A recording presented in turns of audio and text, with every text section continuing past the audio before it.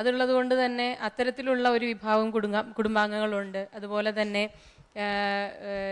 FSCT പോലെയുള്ള സ്ഥാപനങ്ങളിൽ ജോലി ചെയ്യുന്ന ആളുകൾ പാർക്കുന്ന ഒരു വിഭാഗമുണ്ട്. തീരെ ബുദ്ധിമുട്ട് അനുഭവിക്കുന്ന ആളുകൾ എന്ന് പറയാൻ സാധിക്കില്ലെങ്കിൽ പോലും ഏതാണ്ട് ഒരു middle class, upper middle class, lower middle class എന്ന കാറ്റഗറിയിലേക്ക് പെടുത്താൻ സാധിക്കുന്ന രീതിയിലുള്ള ആളുകളാണ് തൃപ്പൂണിത്തുറ നഗരസഭയിൽ അധികവും താമസിച്ചു വരുന്നത്. ചേരികൾ ഉണ്ടായിട്ടുണ്ടോ അവിടെ? ചേരികൾ ഏതാണ്ട് എല്ലാം നിർമ്മാർജ്ജനം ചെയ്ത് കഴിഞ്ഞിരിക്കുന്നു. നമ്മള് 83 ഏകദേശം ഒരു 1.5 ഏക്കർ സ്ഥലം നഗരസഭ സ്വന്തം ആയി മേടിച്ച് അവിടെ ഏതാണ്ട് 89 കുടുംബങ്ങളെ നമ്മൾ പുനരധിവസിപ്പിച്ചിട്ടുണ്ട്. അതുപോലെ തന്നെ 1,00,000 വീടുകൾ എല്ലാം ഉൾപ്പെടുത്തിക്കൊണ്ട് ഇപ്പൊ ചേരി ഇല്ല എന്ന് തന്നെ പറയാൻ സാധിക്കും. അത് മാത്രമല്ല, ഇപ്പോൾ ഇത്തരത്തിലുള്ള ഉണ്ടായിരുന്ന ചേരികളെ നിർമ്മാർജ്ജനം ചെയ്യുമ്പോൾ ഒരു കോളനി പോലെയാണ് വന്നിട്ടുള്ളത്. അപ്പൊ അതുകൊണ്ട് തന്നെ BSUP പദ്ധതി പ്രകാരം നമ്മൾ ഈ ക്ലസ്റ്റേഴ്സിനെ എല്ലാം ഉൾപ്പെടുത്തിക്കൊണ്ട് അവരുടെ എല്ലാം വീടുകൾ റിപ്പയർ ചെയ്യുക, അതുപോലെ തന്നെ റോഡ്, വെള്ളം, ഇലക്ട്രിസിറ്റി, തോടുകൾ, ഇതെല്ലാം ഉൾപ്പെടുത്തിക്കൊണ്ടുള്ള പദ്ധതി നടപ്പിലാക്കിക്കൊണ്ടിരിക്കുകയാണ് നഗരസഭ. എത്ര സ്കൂളുകളുണ്ട് നഗരസഭ? 19ഓളം സ്കൂളുകളുണ്ട് നഗരസഭയ്ക്ക്. അതില് ഏതൊക്കെ തരം ഹൈസ്കൂളുകളുണ്ട്? ഹൈസ്കൂളുകൾ 3 ഹൈസ്കൂളുകളുണ്ട്.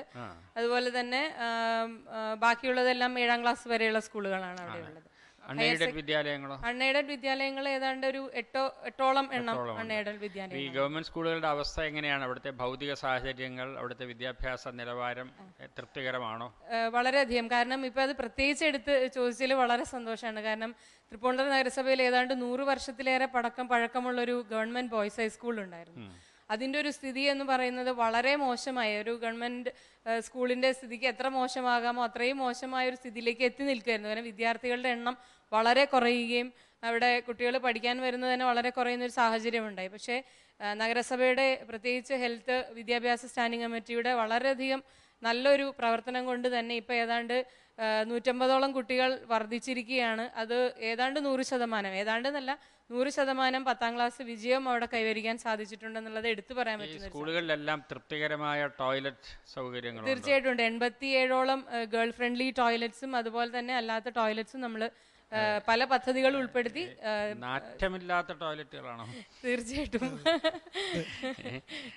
കാരണം വെള്ളത്തിനുള്ള ബുദ്ധിമുട്ട് ഈ ഇത്തരത്തിലുള്ള പ്രത്യേകിച്ച് ഹൈസ്കൂൾ, ഹയർ സെക്കൻഡറി ഉൾപ്പെടുന്ന സ്കൂളുകളിൽ നമ്മൾ മഴവെള്ള സംഭരണികൾ വെച്ചിട്ടുണ്ട്. സ്കൂളുകളിലെ വിദ്യാഭ്യാസം മെച്ചപ്പെടുത്താനായിട്ട് നഗരസഭ എന്താണ് ചെയ്തിട്ടുള്ളത്?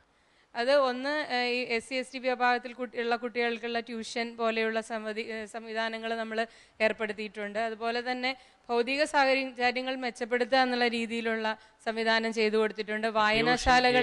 SC/ST വിഭാഗങ്ങൾക്കുള്ള ട്യൂഷൻ എങ്ങനെയാണ് നടപ്പാക്കുന്നത്? അത് SC ഫണ്ട് ഉപയോഗിച്ചാണ് നമ്മൾ നടപ്പാക്കുന്നത്. സ്കൂളിൽ തന്നെയാണ് അതിന്റെ കാര്യങ്ങൾ നടപ്പാക്കുന്നവർക്ക് വൈകുന്നേരം കുറച്ചു നേരം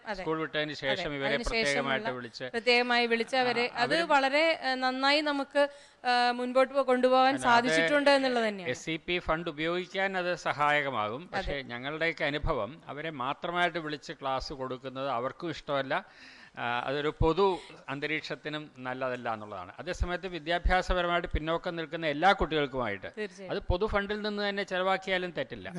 അത് വളരെ പ്രയോജനകരമായി അങ്ങനെയാണ് ചെയ്യുന്നത്. അപകർഷത ബോധം ഉണ്ടാക്കും. അതെ. കൂടാതെ PTA ഞങ്ങൾ നേരിട്ട് പങ്കെടുക്കുകയും വിഷയവിദഗ്ധരായിട്ടുള്ള അധ്യാപകരുമായിട്ട് ചർച്ച ചെയ്ത് അവർ വയ്ക്കുന്ന ഒരു നിർദ്ദേശത്തിന്റെയൊക്കെ അടിസ്ഥാനത്തിൽ അക്കാഡമിക്കായിട്ടുള്ള ഗുണനിലവാരം ഉയർത്താൻ ആവശ്യമായ ഇടപെടൽ നഗരസഭ നടത്തിപ്പോരുന്നത് വളരെ പ്രധാനമാണ്. വിധവകൾക്ക് വേണ്ടിയിട്ടുള്ള അവരുടെ പുനരധിവാസത്തിന് ഒരു പ്രത്യേക പരിപാടി പ്ലാൻ ചെയ്തിട്ടുണ്ടെന്ന് പറഞ്ഞു. അത് എന്തെങ്കിലും സ്ത്രീ പദവി പഠനത്തിൽ നിന്ന് വന്ന പദ്ധതിയാണോ? എന്തുകൊണ്ടാണ് അങ്ങനെ ഒരു പദ്ധതി പഞ്ചായത്ത്? വനിതാ കമ്മീഷന്റെ ഒരു നിർദ്ദേശപ്രകാരമാണ് ഈ ഒരു പദ്ധതിക്ക് തുടക്കം കുറിക്കാൻ ഞങ്ങൾക്ക് സാധിച്ചത്. അപ്പോൾ അതിപ്പോൾ അടുത്ത കാലത്താണ് ആ പദ്ധതിക്ക് വേണ്ടിയിട്ടുള്ള ഒരു കത്ത് നമുക്ക് വരികയും നമ്മൾ അതിന് ചുവട് പിടിച്ചുകൊണ്ട് തന്നെ ഏതാണ്ട് 15,000-ഓളം കുടുംബങ്ങളാണ് നഗരസഭയിൽ, അല്ലെങ്കിൽ അത്രയും വീടുകളാണ് നഗരസഭയിലുള്ളത്. അപ്പോൾ അതിൽ നിന്ന് ഞങ്ങളുടെ സർവേ പൂർത്തിയാക്കി കഴിഞ്ഞിരിക്കുകയാണ്. പൂർത്തിയാക്കിയെന്ന് മാത്രമല്ല ഏതാണ്ട് 3000 ചില്ലുവാനും വിധവകളുടെ എണ്ണം നമ്മൾ തിട്ടപ്പെടുത്തിയിട്ടുണ്ട്. അതിൽ ആവശ്യമായിട്ടുള്ള ആളുകൾക്ക് അപ്പോൾ ഒരു ഇൻ്ററിം റിലീഫ് എന്നുള്ള നിലയ്ക്ക് 9 പേർക്ക് ഒരു സ്വയം തൊഴിൽ പദ്ധതിക്ക് നമ്മൾ പൈസ നൽകി കഴിഞ്ഞു, പദ്ധതികൾ തുടങ്ങിക്കഴിഞ്ഞു. പിന്നെ ആവശ്യമായിട്ടുള്ള ആളുകൾക്ക് അത്തരത്തിലുള്ള കാര്യങ്ങൾ ചെയ്യുന്നതിന് വേണ്ടി നഗരസഭ ഏതാണ്ട് ഇപ്പൊ തൽക്കാലം 5 ലക്ഷം രൂപ മാറ്റി വെച്ചിരിക്കുകയാണ്. ഏത് പ്രായത്തിൽ വരുന്ന സ്ത്രീകളാണ്? പല പ്രായത്തിലും വരുന്നവരുണ്ട്. ഞങ്ങൾ അത് പ്രത്യേകം എടുത്താണ് നോക്കിയിട്ടില്ല. വെച്ചാൽ മരണം എങ്ങനെ സംഭവിച്ചിട്ടുണ്ട്, ആക്സിഡന്റ് ആണോ, നാച്ചുറൽ ഡെത്ത് ആണോ, ആത്മഹത്യയാണോ. അപ്പോൾ ഇതെനിക്ക് തോന്നുന്നു ഗവൺമെന്റിലേക്ക് നമുക്ക് സമർപ്പിക്കാൻ സാധിക്കുമ്പോൾ തീർച്ചയായിട്ടും ഇതിൻ്റെ ഒരു ഘട്ടപ്പോൾ ആത്മഹത്യ ആണെങ്കിൽ അത് എന്തുകൊണ്ട്, അല്ലെങ്കിൽ അതിന്റെ പ്രവണത എത്രത്തോളം ഉണ്ടെന്നൊക്കെയുള്ള ഒരു പഠനം എന്നുള്ള രീതിയിലും കൂടിയാണ് ഇതിനെ ഉദ്ദേശിച്ചിട്ടുള്ളത്. അപ്പോൾ ആ കണക്കുകളിൽ നിന്ന് ഇപ്പോൾ എന്തെങ്കിലും ഒരു രൂപരേഖയുണ്ടോ? എന്തെല്ലാം തരത്തിലുള്ള നമ്മുടെ കൈകളാണ് നമ്മൾ കമ്പയർ ചെയ്ത് വരുന്നേ ഉള്ളൂ. അത് മെയിനായിട്ടും കൂടുതലായിട്ടും വരുന്നത്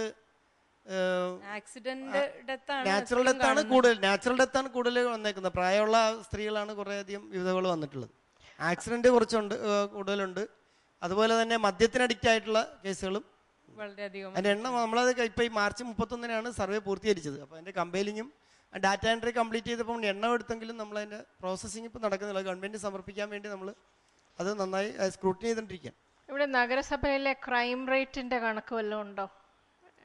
അത്ര അധികം റേറ്റ് ആയിട്ട് എടുത്തിട്ടില്ല. പക്ഷെ അതൊരു ഞങ്ങള് കുറച്ച് സമാധാനപ്രിയരാണ്, തൃപ്പൂണിത്തുറക്കാരെന്നാണ്. അത് നല്ലത് തന്നെ. ഇതിനകത്ത് സുസ്ഥിര വികസനവും മികച്ച ധനകാര്യ മാനേജ്മെന്റും. ഈ ധനകാര്യ മാനേജ്മെന്റ് എന്ന് എന്താ ഉദ്ദേശിക്കുന്നത്? ധനകാര്യ മാനേജ്മെന്റ് എന്ന് പറഞ്ഞാൽ നമ്മുടെ ഏതൊരു നഗരസഭയെ സംബന്ധിച്ചിടത്തോളം നികുതിയിൽ നിന്നുള്ള വരുമാനമാണല്ലോ നഗരസഭയ്ക്ക് ഉണ്ടാവുന്നത്. അപ്പൊ അതുകൊണ്ട് തന്നെ ഇത് എത്രത്തോളം കൃത്യമായി കൊണ്ടുപോകാം എന്നുള്ളതിനെ കുറിച്ചാണ് ഞങ്ങൾ ആലോചിച്ചിരുന്നത്.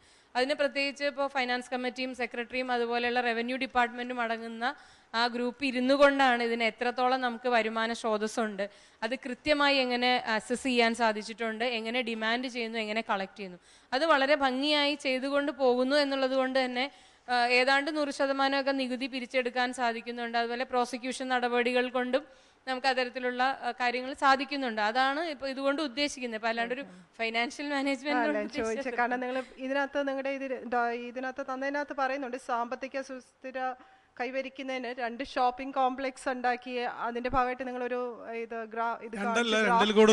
ഷോപ്പിംഗ് കോംപ്ലക്സ് അനവധിയുണ്ട് നഗരസഭയ്ക്ക്. അപ്പൊ അനവധി ഉണ്ട് എന്നുള്ളത് മാത്രമല്ല, ഞങ്ങൾ അതിൽ അവിടെ നിന്നും കടമൊന്നും എടുക്കാത്ത ഒരു സ്ഥിതിയിലാണ് നമ്മൾ ഈ ഷോപ്പിംഗ് കോംപ്ലക്സുകളുടെ പദ്ധതികൾ പൂർത്തിയാക്കിയിരിക്കുന്നത്. അപ്പൊ അതുകൊണ്ട് തന്നെ ഇതിൽ നിന്നുള്ള വരുമാനം എന്ന് പറയുന്ന ഒരു അഡീഷനാണ് ഞങ്ങളുടെ നഗരസഭയെ സംബന്ധിച്ചിടത്തോളം. നിങ്ങളുടെ തനത് ഫണ്ടിൽ നിന്ന് എടുത്ത് നിങ്ങൾ ഇത് പണിതേക്കുന്നത്. എന്തുകൊണ്ട് നിങ്ങൾക്ക് ഇത് ഷോപ്പിംഗ് കോംപ്ലക്സ് ലേലം ചെയ്തോ എങ്ങനെയെങ്കിലും അവരുടെ തന്നെ പണം മേടിച്ചുകൂടാ? ഇത് കാരണം ചില പഞ്ചായത്തുകാർ ഇപ്പൊ ചെയ്യുന്നുണ്ട്. പലപ്പോഴും ഞങ്ങൾ നോക്കിയിട്ട് ഇപ്പൊ കണ്ടിരിക്കുന്നത് ഈ ഷോപ്പിംഗ് കോംപ്ലക്സ് ഇപ്പോൾ പണിത് വന്നു കഴിയുമ്പോൾ നഗരസഭകൾ കടക്കണിയിലേക്ക് പോകുന്ന ഒരു അവസ്ഥയുണ്ട്, വിൽക്കേണ്ട അവസ്ഥ വരെ വരുന്നുണ്ട്. അപ്പൊ ഞങ്ങള് എനിക്ക് തോന്നുന്നു തൃപ്പൂണിത്തുറ നഗരസഭയെ സംബന്ധിച്ചിടത്തോളം വളരെ സ്ലോ ആൻഡ് സ്റ്റഡി എന്നുള്ള ഒരു പോളിസിയാണ് നമ്മൾ എടുത്തിരിക്കുന്നത്. വളരെ എന്താണ് കാര്യമെന്ന് മനസ്സിലാക്കി അങ്ങനെ നടത്തിയെടുക്കുക എന്നുള്ളതാണ് ഉദ്ദേശിക്കുന്നത്. അപ്പൊ അതുകൊണ്ട് തന്നെ ഇപ്പോൾ ഇത് പണി പൂർത്തിയാകുമ്പോൾ നമ്മൾ കൊടുക്കുന്നതിന്റെ ഇരട്ടി റെന്റാണ് നമുക്ക് തിരിച്ചു വരാൻ പോകുന്നത് തീർച്ചയായിട്ടും. കാരണം നല്ല പ്രദേശങ്ങളിലാണ് ഈ ഷോപ്പിംഗ് കോംപ്ലക്സുകൾ ഉള്ളത് എന്നുള്ളത് കൊണ്ട് തന്നെ ഇതിൽ നിന്ന് കിട്ടുന്ന വരുമാനം ഒരു നല്ലോണം വർദ്ധിച്ച് കിട്ടും എന്നുള്ളതാണ് നമ്മൾ പ്രതീക്ഷിച്ചുകൊണ്ട്. സേഫ് ആയിട്ട് പോവാന്നുള്ളൊരു പോളിസിയാന്ന് തോന്നുന്നില്ല. തീർച്ചയായിട്ടും സേഫ് ആയിട്ട് പോവാന്നുള്ള പോളിസി. ഞങ്ങളുടെ ഈ സാമ്പത്തിക സുസ്ഥിരതയുടെ ഏറ്റവും പ്രധാനപ്പെട്ട സംഗതി ഞങ്ങളുടെ ഭരണരംഗത്തെ സുസ്ഥിരതയാണ്. കൃത്യമായി തിരഞ്ഞെടുക്കപ്പെടുന്ന കൗൺസിലുകൾക്ക് കാലാവധി പൂർത്തീകരിക്കാനും ഏറ്റെടുക്കുന്ന പ്രോജക്റ്റുകൾ സമയബന്ധിതമായി പൂർത്തീകരിക്കാനും കഴിയുന്നത് ഒരു പ്രധാന ഘടകമാണ്. കേരളത്തിലെ നഗരസഭകളിൽ 1 രൂപ പോലും കടമില്ലാത്ത ഏക നഗരസഭയാണ് തൃപ്പൂണിത്തുറ.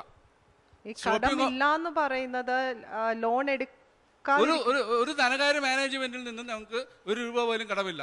നഗരസഭയുടെ സ്വന്തം ഫണ്ട് ഉപയോഗിച്ചുകൊണ്ടാണ് ഷോപ്പിംഗ് കോംപ്ലക്സുകളും മറ്റ് വികസന പ്രവർത്തനങ്ങളും നടക്കുന്നത്. ലോൺ എടുക്കുന്നത് തെറ്റല്ല. ലോൺ ഇല്ലാത്ത ഒരു ബഡ്ജറ്റ് ഉണ്ടാക്കാൻ അങ്ങനെയാണെങ്കിൽ ധനകാര്യമന്ത്രിമാർ ശ്രമിക്കാമല്ലോ. ലോൺ എടുക്കാം, പ്രൊഡക്റ്റീവായിട്ട് അത് റിട്ടേൺ ചെയ്യത്തക്ക രീതിയിലുള്ള ലോൺ എടുത്തേ തീരൂ എന്നുള്ളതാണ് എൻ്റെ. ശമ്പളം കൊടുക്കാൻ കഴിയാത്ത പ്രതിസന്ധിയിലേക്ക് എല്ലാ നഗരസഭകളും കൂപ്പുകുത്തി പോയിട്ടുണ്ട്. അത് മാറ്റിയെടുക്കാനും ഉള്ള സ്രോതസ് നിങ്ങൾ ചെയ്തതെല്ലാം നല്ല. ഇപ്പം നിങ്ങൾ സമ്പന്നരാണ്, 4 കാശ് ആരും നിങ്ങൾ റോഡിൽ ചോദിക്കില്ല, അതല്ല. പക്ഷേ അത് ഒരു സംസ്ഥാനമോ ഒരു രാജ്യമോ ഒരു രാഷ്ട്രമോ ഇതിപ്പോൾ പഞ്ചായത്ത് എന്ന് പറയുന്നത്, മുനിസിപ്പാലിറ്റി എന്ന് പറയുന്നത് ഒരു തദ്ദേശ സ്വയംഭരണ ഇതാണ്. നിങ്ങൾക്ക് അധികാരം തന്നിരിക്കുന്നത് അതിഭയങ്കരമായ അധികാരം. നിങ്ങൾ തന്നെ നിങ്ങളുടെ അധികാരങ്ങൾ മനസ്സിലാക്കിയിട്ടുണ്ടോ എന്ന് എനിക്ക് അത്ഭുതമാണ്. അതുകൊണ്ട് ഈ ലോൺ എടുക്കാതിരിക്കുന്നതിനെ ഡിഫെൻഡ് ചെയ്യരുത്. ലോൺ എടുക്കുന്ന ഒരു പ്രക്രിയ നമ്മുടെ ഇന്നത്തെ വികസന പ്രവർത്തനത്തിൻ്റെ ഒരു അവിഭാജ്യ ഘടകമായി മാറിയിരിക്കുകയാണ് ലോകത്തെമ്പാടും. അത് ഏറ്റവും മികച്ച രീതിയിൽ നമ്മൾ നടപ്പിലാക്കണം. സെൻട്രൽ സിറ്റിക്ക് ലോൺ എടുക്കുന്നുണ്ട്. കൂടാതെ ഞങ്ങൾ ബൊട്ടാണിക്കൽ ഗാർഡൻ ആയുർവേദ ഞങ്ങൾ